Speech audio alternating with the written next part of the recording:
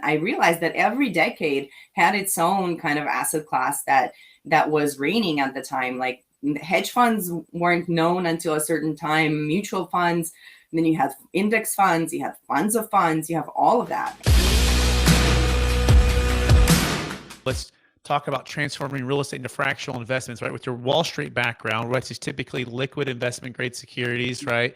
Type of a traditional stocks, bonds, mutual funds versus commercial real estate or investment real estate, right? And now you're bringing these two together via blockchain, right? So I don't know where we should start except for give us the moment where the vision connects. Give us that story of, okay, I've got this background, I've got this love for real estate, and how can we connect the two and transform this fractional ownership of investment real estate? So I have an interesting story from my time in Wall Street. My company and my boss was visionary in a way. So I had a dream to create a new asset class, right? To basically, at that time, I believe it was a marketplace for expired options.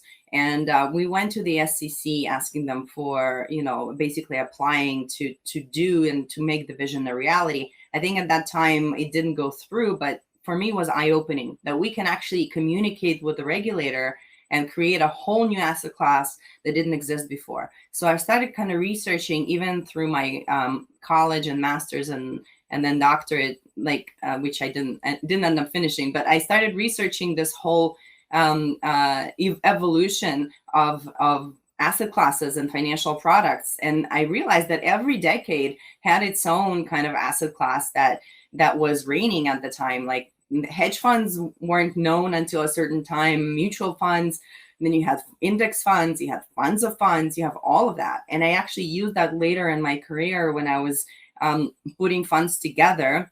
But again, when we were putting funds together, these extremely liquid products that we would throw in, we were selling them to banks to resell to rich people, right? To accredited investors. And then my idea and kind of my vision was always to make things accessible to everybody, to make good investments accessible to everybody. So that was kind of like always in the back of my mind.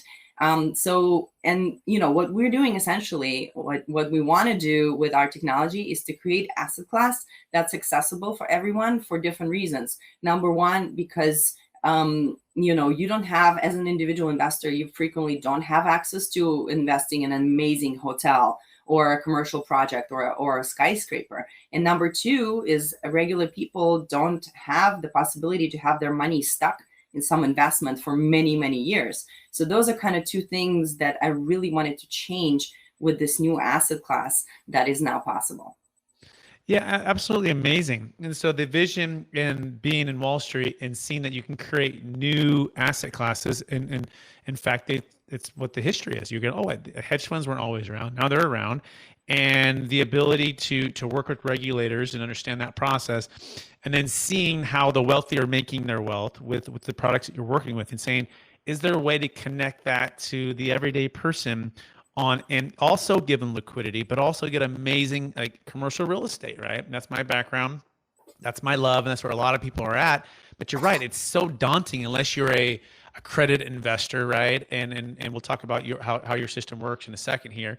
And or you have a ton of money and all these people to get into these big, amazing commercial real estate. In fact, the top 3% of all wealth in the U.S., and I would even maybe venture the world, owns commercial real estate, right?